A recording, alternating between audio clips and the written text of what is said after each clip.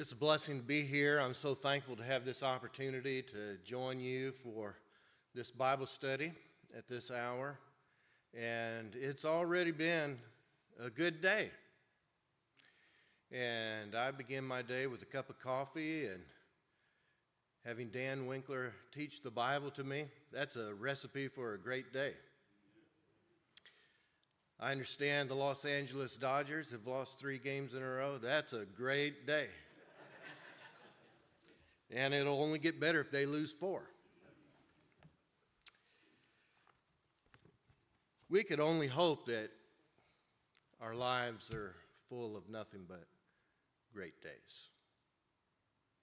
But we know they're not.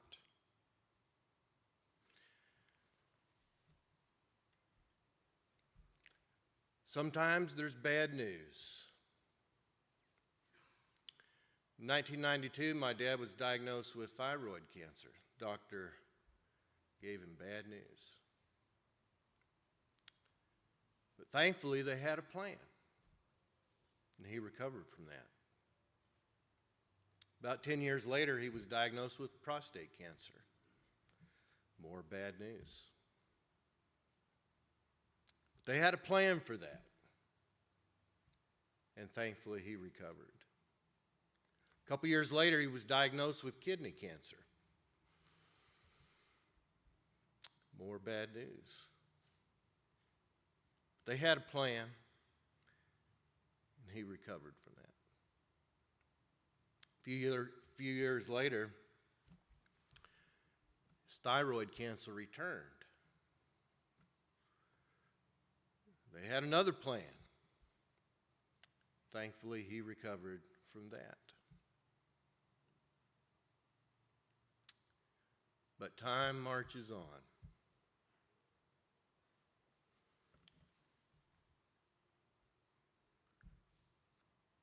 And one day,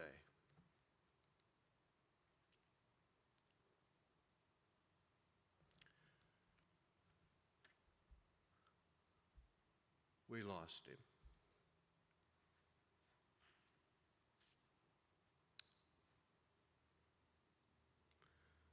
But God says, I have a plan for that. I have a plan for that. Isaiah had the unenviable task of delivering bad news after bad news, but never very far from those ominous messages was this: but God has a plan for this. As we reflect upon Isaiah chapters 28 through 34, we are within a section of this wonderful book wherein Isaiah delivers repetitive messages of bad news, that God is going to discipline his people, his own people. What he calls in chapter 28 and verse 21, a strange work. Punishing his own people. Now, when we think about the word discipline, we're well aware of the fact that that could include anything that would develop and train a person or a people according to God's design. And sometimes that includes punishment. It may be that at times God lets nature take its course. Sometimes he may intervene. Sometimes he may influence. And he wants to train us. He wants to discipline us. But there are times when in his infinite wisdom, it's a time for severe discipline for our good. As we look to these chapters to see how they answer the question, why God disciplines his own people, one thing as we read through them we will notice is there is a pattern here. I always like that, maybe you do too, to kind of see some structure or pattern that just helps you get your mind around it. And so Isaiah gives a series of statements that begin with the word woe. This is not unique to these chapters, but it's helpful to follow through chapter 28 through 33 these woes, where he addresses a certain group or idea and calls their attention to it. He says in chapter 28, woe to Ephraim, and then later to Jerusalem. He says, woe, chapter 29, to Ariel, which is a word referring to Jerusalem. He says, woe, chapter 29, verse 15, to those who hide from the Lord. That is, think they can. Woe to those rebellious children, chapter 30, who rely on Egypt instead of the Lord. Woe to those who go down to Egypt, chapter 31, and trust in horses. Woe to the destroyer, chapter 33. Who will be destroyed? By God. And following that, there's a warning to nations. Chapter 34, not with the same pattern, but yet the same appeal. Listen and learn from the discipline God has brought upon people. Now, as we explore these chapters and see how they answer our question, I think it's fascinating to see how Isaiah, by the inspiration of God, works and works to get it through to God's people, to get the message across. And clearly, one of the methods is to try to use every conceivable approach, every conceivable picture to get the message through. You need to listen to God, honor God, trust God, obey God, and learn the lesson you're accountable to God. How does he do that? If we were to read through these chapters and look for the various pictures that Isaiah uses, I have no idea how long the list would be. Because the variety of figures of speech, similes, and metaphors, and on, is astounding. We'll just look at a few. There's the picture from the farm. Isaiah will take, at the Lord's guidance, a picture from the farm to get the message across.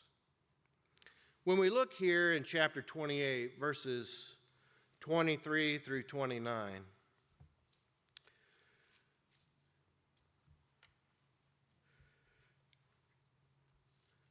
we see the prophet saying this: "Give ear and hear my voice. Give attention and hear my speech. Does he who plows for sowing plow continually? Does he continually open and harrow the ground? When he has leveled its surface, does he not scatter deal, sow cumin, and put wheat in rows, and barley in its place, and emmer as its border? Well, sure he does. For he is rightly instructed, his God teaches him. And what he is saying is this: how do we know how to work the land? How do we know how to get a crop? Well, God has designed the world in that way, and when we follow the laws of sowing and reaping, we can yield the harvest. And then he goes on. We won't read the next several verses, but I can summarize by saying, in the time of harvest, we even have to use the right tools for the crop we're harvesting. We could even harvest in such an incorrect fashion that we could damage the crop.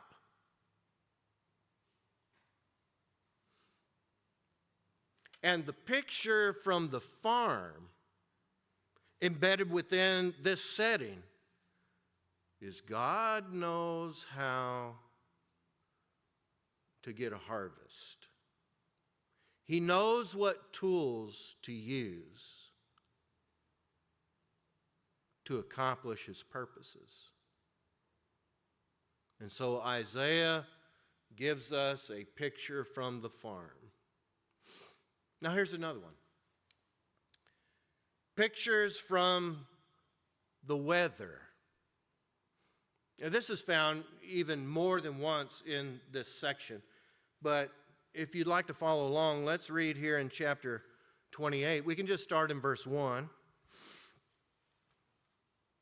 Woe, the proud crown of the drunkards of Ephraim, and the fading flower of its glorious beauty, which is on the head of the rich valley of those overcome with wine.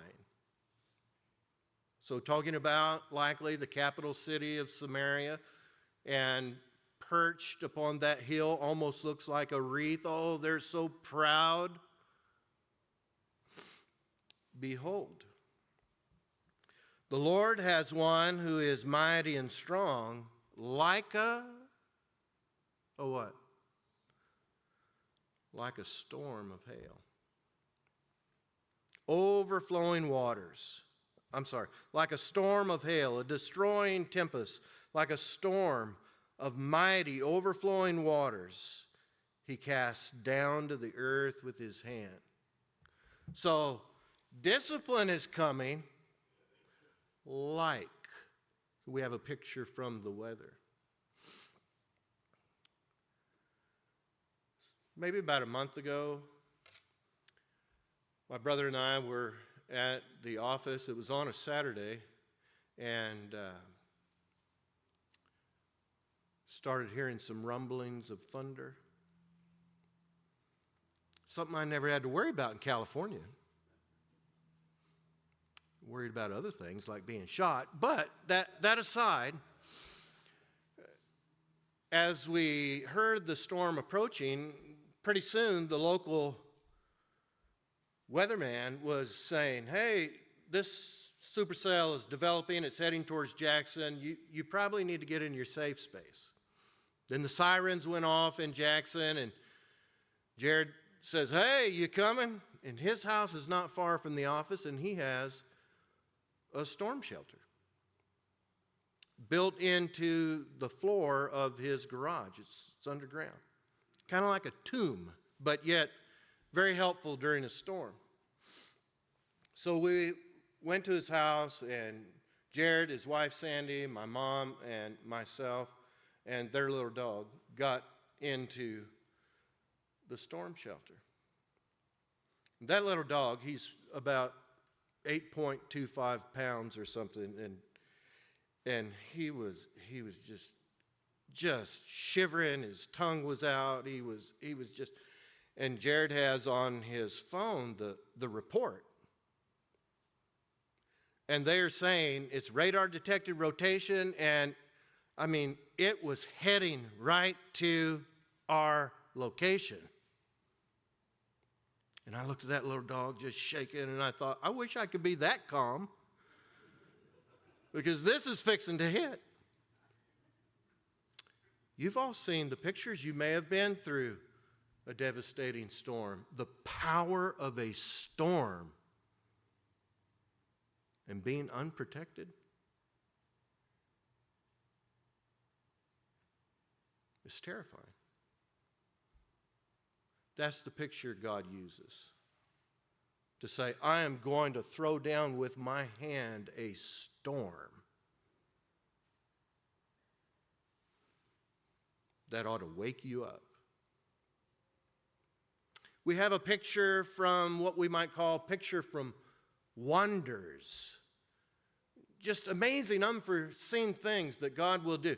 Look with me to chapter 29 and verse 17.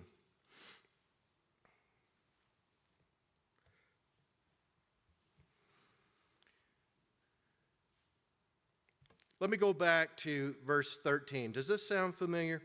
And the Lord said, because this people draw near with their mouth and honor me with their lips, while their heart is far from me, and their fear of me is a commandment taught by men, therefore I will again do wonderful things with this people, with wonder upon wonder. Okay, drop down to verse 17. Is it not yet a very little while until Lebanon shall be turned into a fruitful field, and the fruitful field shall be regarded as a forest? In that day the deaf shall hear the words of a book, and out of their gloom and darkness the eyes of the blind shall see. The meek shall obtain fresh joy in the Lord, and the poor among mankind shall exult in the Holy One of Israel. For the ruthless shall come to nothing, and the scoffer cease. And all who watch to do evil shall be cut off, who by a word make a man out to be an offender, and lay a snare for him who reproves in the gate, and with an empty plea turn aside him who is in the right. Things are changing, God says. We're going to take care of business, God says. And it's going to be amazing, because when I do these wonders of wonders, there will be an effect upon some who are brought back to righteous living. There's a picture here of the deaf hearing, the blind seeing, as an indication of the effectiveness of God's discipline. Well, here's a picture from the wilderness. Look to chapter 30, verses 6 through 9.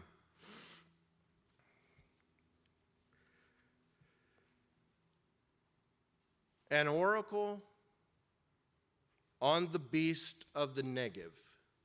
Okay, that region south of Jerusalem, down in the barren wilderness. You know, that's the direction towards Egypt. And that's one of the problems here among God's people. They want to rely upon horses instead of God. So here comes a picture. What is it? A picture from the wilderness. Through a land of trouble and anguish, from where come the lioness and the lion, the adder and the flying fiery serpent. They carry their riches on the backs of donkeys and their treasures on the humps of camels, to a people that cannot profit them. Egypt's help is worthless and empty. Therefore I have called her Rahab, who sits still. And that's not an allusion to Rahab of the book of Joshua, but a perhaps creature who is just powerless. This word being used in that sense several times in the prophets. Now, powerless in this particular context. A couple of years ago, Jill and I had gone to eat after church one night, and it was obviously my lucky day, because as we're going out to the car, I notice a quarter on the ground. And as I bend down to pick up that quarter, well, it wasn't my lucky day. The seam in the back of my pants ripped open. And what's worse, when I got down there, it was a nickel. I didn't even make enough to pay for my pants. And Isaiah is mocking. Look at all of the effort you're going to. You're going to go on a dangerous trip. You're going to make all of this effort and expense to go to Egypt, and for what? When you could have stayed home and just trusted in the Lord. That's a picture from the dangerous, fruitless trip through the wilderness. Now, one more. A picture from war. There's so many other pictures, so many other figures we could appeal to, but limiting our study to a few of them, we could think about chapter 34 and the horrible images of war. In Isaiah 34, there's this pleading. Draw near, O nations, to hear and give attention, O peoples. Let the earth hear, and all that fills it, the world, and all that comes from it. For the Lord is enraged against all the nations and furious against all the hosts. He has devoted them to destruction, has given them over to slaughter. Their slain will be cast out, and the stench of their corpses shall rise. The mountains shall flow with their blood. And on he goes to depict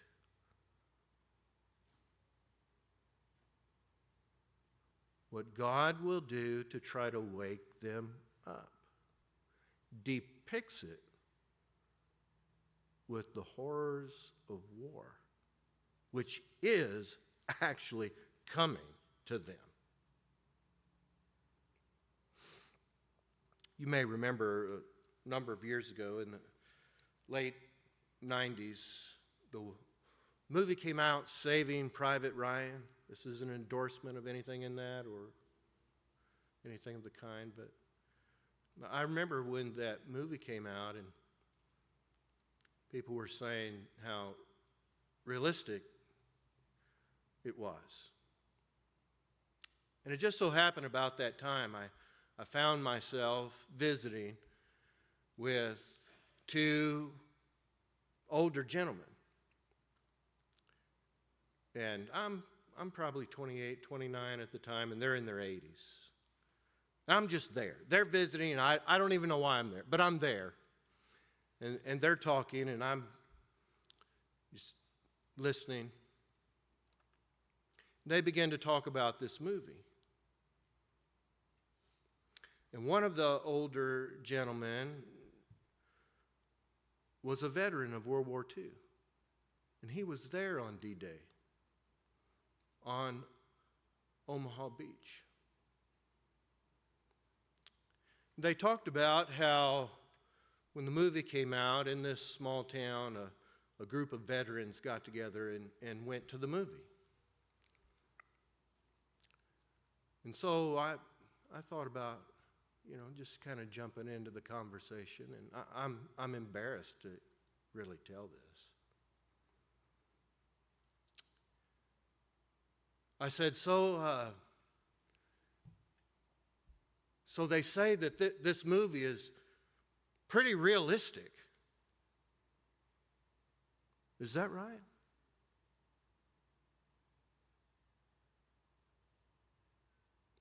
Not a thoughtful question. Maybe realistic in the spectrum of what can be accomplished on the silver screen, But compared to being there, and he was so kind by acting like he didn't even hear my question.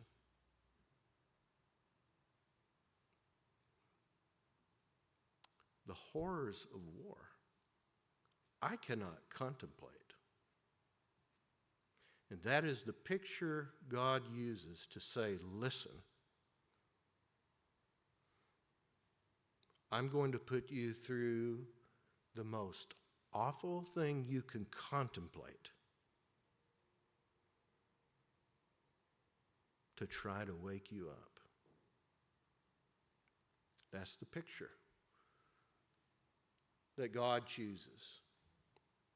So we're asking, as we look at these many efforts that God makes through his prophet to get a message across, we ask, why is he doing this? Why does God discipline his own people? And how can these chapters answer the question why?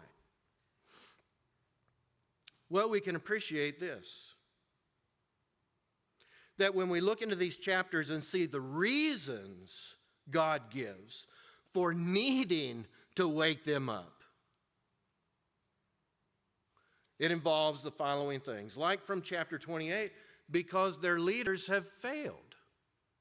He addresses the leaders of Ephraim and the rulers in Jerusalem, and they have failed their people. What were the leaders responsible for? What were the leaders in Israel and in Judah responsible for? Just taking away the trash? Keeping the lights on? Or did they have responsibilities in a moral and spiritual sphere? When leaders fail to do what leaders are supposed to do, God takes notice. We also learn from a study of these chapters that God disciplines his people because their lives become corrupted. You see the reference to this self-indulgent and sinful lifestyle that had overcome many among God's people, the drunkards of Ephraim. And he goes on to discuss here in chapter 28 how the priest and the prophet, to put the language in a contemporary setting, he says the priest and prophet go to church drunk. And then they make fun of Isaiah. They ridicule him. They say, oh, who's he going to teach, a baby? What's his message going to be? Just baby talk? God says, listen to me. I'm going to bring someone, and their baby talk or their broken English is going to wake you up. Because your lives have become so corrupt. You're scoffing, he calls them, scoffers of righteousness, has gotten his attention. And so they are disciplined because their lives have become corrupt. Go ahead, he says, chapter 29, verse 1 and 2, pile on your festivals year after year. Your lives are corrupt, and thus I will get your attention. We also see from a study of these chapters that God disciplines his own people because they keep repeating lies. They keep telling themselves these lies. If we were to take a page out of chapter 28, verses 15 and 16 towards this lesson, we could see that God has observed they keep telling themselves lies. Look at it, 28 verse 15. You have said, and there's some sarcasm in this, you have said, we've made a covenant with death. With Sheol we have an agreement. So when the overwhelming scourge passes through, we won't be hurt. Not us. We're not going to be hurt. It's not going to happen to us because, well, we have made lies our refuge. We have made falsehood our shelter. I mean, nobody really says that. But that's the reality of it. You're telling yourself a lie when you say, it can't happen to me. So God says, we need to address this. We need to bring you back to reality. We need to discipline you and get the message through. We would also see from this context, chapter 30, verses 8 and 9, that God disciplines his people because of their listening problem. They're not listening to his word, and he takes notice. Chapter 30, verses 8 and 9, we read, and now go, write it before them on a tablet and inscribe it in a book, that it may be for the time to come, a witness forever. For they are rebellious people, lying children, children unwilling to hear the instruction of the Lord. They say, we don't want to hear it. We don't want to hear it. And God takes notice. Would it be any different today if we or anyone were to hear the word of the Lord and say, I don't want that. I'll take this, but I don't want that. God takes notice. But this is a reason we see in this text as to why God disciplines his people when they're failing to listen to his word. He takes notice. Then we have something that we might call the last opportunity. He disciplines his people because of their last opportunity. You think about things that are the last. Sometimes that's pretty tough to take. The last. Like, no more of that. Boy, I'd give anything to go back and live the days when our three daughters were little bitty. Oh, man. I wish I could live those days again. But we've had the last birthday with a single digit in our household. The last conversation you've had with a loved one. Well, that's tough. That is tough. You know what's tough on the Lord? He loves us and he chastens us because he loves us. You know what's tough on the Lord? To say, this is your last chance.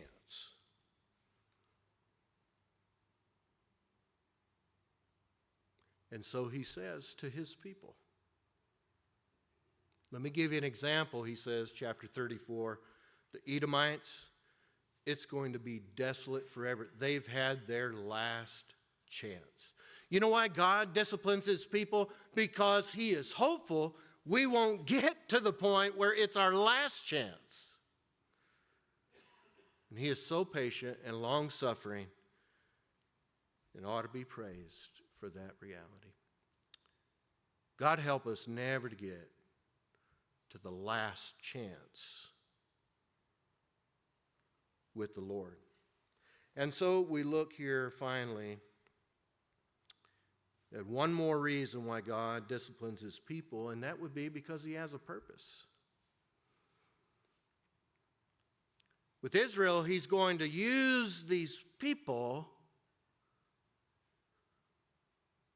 in a plan to save a person. Through them, Christ will be brought into the world to save individuals. But they had a problem that has not by any means left the world. that they thought their association with a group, Israel, could be substituted for spirituality as a person.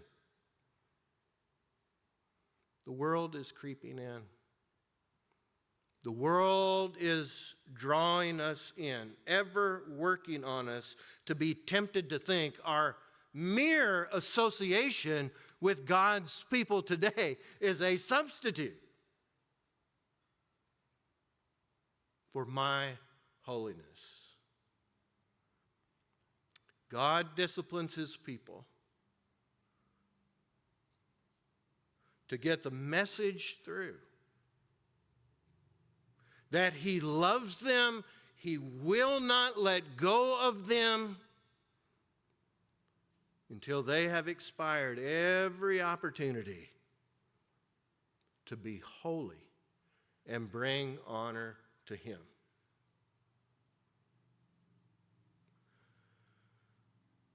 There's some bad news. There's some bad news in these chapters. Some horrible things that Isaiah was commissioned to deliver. But with every bit of bad news, he said what? God has a plan. It doesn't have to end this way. Come home. Come home. What a wonderful thing it is that God just won't turn us loose, but keeps probing our hearts and consciences, hoping we will one day want to come home to be with him forever, more than anything else that we could possibly imagine. Thank you so much for your kind attention.